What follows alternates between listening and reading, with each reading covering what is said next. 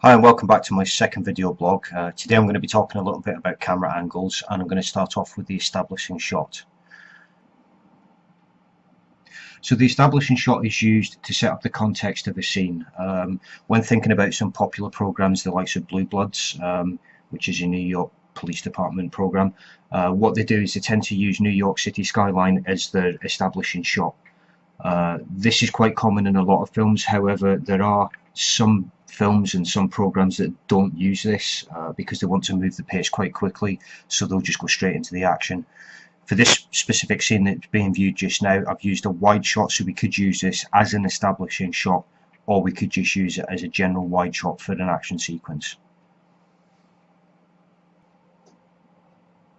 So the clip that's being shown here is of the high angle shot. This can be used to make a subject seem more vulnerable or powerless. You could use this with the correct mood and the settings and effects. It can be quite effective.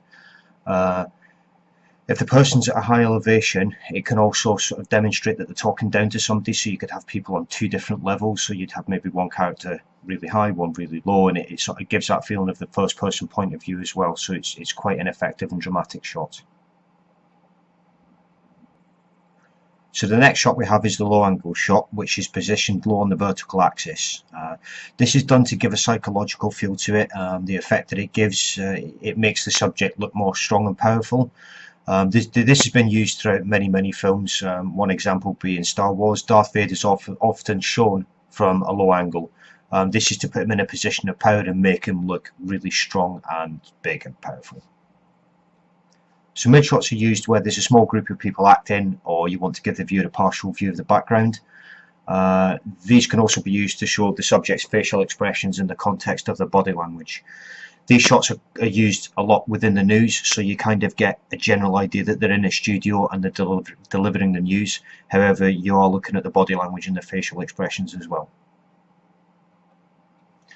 So this is the tracking shot. This allows us to follow a particular subject. It's quite a nice way of having people moving from one place to another, and we can use that to sort of link scenes together. From the technical side, there's a number of things that we could use for this. We could use a dolly, so basically you'd mount the camera onto the dolly, and that gives a nice, smooth, stable platform to work from. We could also use a Steadicam, so this allows the cameraman to actually move around the subject, and it just adds a little bit to the drama of the scene.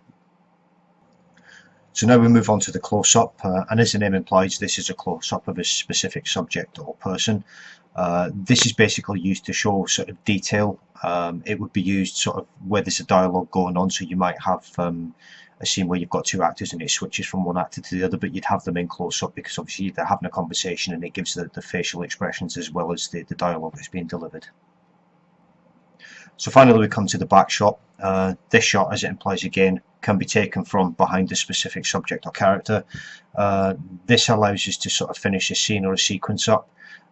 In the particular clip that's just been shown, it shows obviously being followed and stops, and obviously the person walks off into the distance, and it's a nice way to kind of finish off that particular scene. So that's a roundup for this week's video blog. I hope you've enjoyed watching it, and in the credits I've put some links to some of the places that I found some of the research from, so please feel free to go and have a look at yourself. Thanks for watching.